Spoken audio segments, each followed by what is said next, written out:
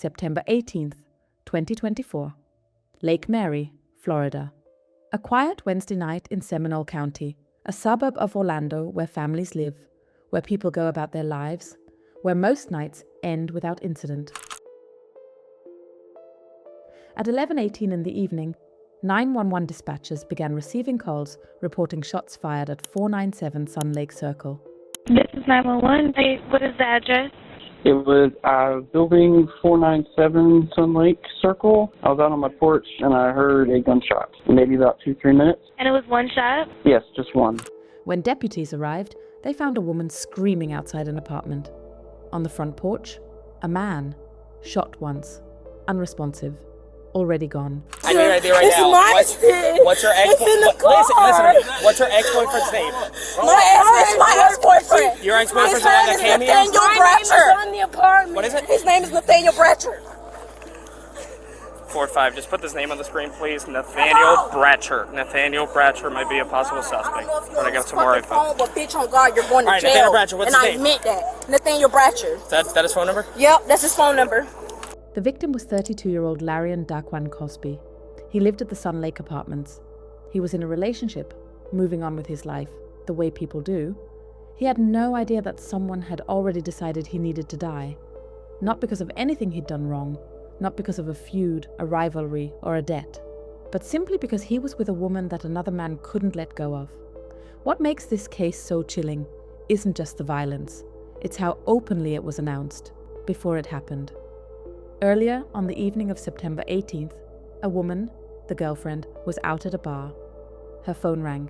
It was her ex-boyfriend, Nathaniel Samuel Bratcher II, 26 years old, from Sanford, Florida. The call was not a conversation. It was a declaration. Bratcher told her directly he was going to Cosby's apartment and he was going to kill any man he found there. She hung up and immediately tried to warn Larian. She called him. She tried again and again. He never picked up. Desperate, she gathered several friends and drove to Cosby's apartment herself, hoping to get there in time, hoping to find him safe. She didn't make it in time. According to investigators and witness testimony, Bratcher went to Cosby's apartment that night, armed and with one purpose.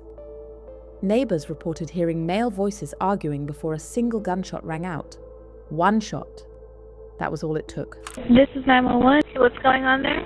I'm not really sure. I hear a lot of yelling coming from the first floor, like shouting and just screaming. It sounded like they were screaming for help. Earlier, I heard it sounded like a male and a female earlier, and then I heard like a bang, but I'm not really sure if it, what the bang was. Larian Cosby was found lying in the porch area of his apartment with a single gunshot wound. The Seminole County Fire Department responded and pronounced him dead at the scene. The girlfriend and her friends arrived to find Cosby unresponsive and bleeding. They were the ones screaming when deputies pulled up. But even as she grieved at that scene, she also handed investigators everything they needed to find the man responsible. She told them exactly who had called her, what he'd said, what kind of car he drove, and where he lived. The Seminole County Sheriff's Office deployed its alert helicopter almost immediately. Within a short time, the aircraft spotted a white Ford Mustang convertible traveling near Osceola Drive and El Capitan Drive in Sanford, not far from where Bratcher lived. Sanford police officers executed a traffic stop. Bratcher was taken into custody without incident. When deputies approached, they noticed something significant. Blood. On his pants. On his shoes. The sheriff's office described it simply in their official release. A suspect, who has a connection to the victim, was quickly located by our alert helicopter and apprehended after a traffic stop was executed on his vehicle. Authorities believe the incident is isolated and not random in nature. Isolated, not random. They knew exactly what this was. Nathaniel Samuel Bratcher II was booked into the John E. Polk Correctional Facility on no bond. The charge? First-degree premeditated murder. As investigators dug deeper, the case against Bratcher became overwhelming. not through complicated forensics or years of detective work, but because of the trail Bratcher himself had left behind. On November 12, 2024, the Seminole County grand jury indicted Bratcher on 2 counts: first-degree premeditated murder and armed burglary with a firearm. The grand jury heard from a Seminole County investigator who laid out the physical evidence, the witness testimony, and the text messages sent before the murder, in which Bratcher had threatened to kill Larian Cosby over his relationship with Bratcher's former girlfriend. Let that sink in. He didn't just make a phone call that night. He had put it in writing, in advance. The intent was documented. The premeditation was documented. Bratcher had essentially constructed his own case against himself. The Seminole County medical examiner confirmed the cause of death: a single gunshot wound, ruled a homicide. The case moved through the courts over the following months. Originally charged with first-degree premeditated murder, Bratcher ultimately went to trial and was convicted of second-degree murder and battery, meaning the jury found the killing was intentional but stopped short of the specific legal definition of premeditation required for the first-degree charge. However, it made no difference to the outcome. The prosecution presented what officials later described as a case where the defendant didn't exactly hide what he did. The phone call to the girlfriend, made before the murder, was central. The text messages were central. The blood on his clothes when he was stopped minutes after the killing was central. The jury convicted him. At the sentencing hearing, a judge heard from the people left behind, including Larian Cosby's mother, who delivered a victim impact statement.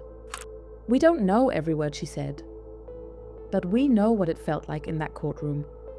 A mother, standing before a judge, speaking about her son. A son who was 32 years old, who was building a life, who died on his own front porch because a man he barely knew couldn't accept that a relationship was over. The judge sentenced Nathaniel Bratcher to life in prison. He called her from the bar.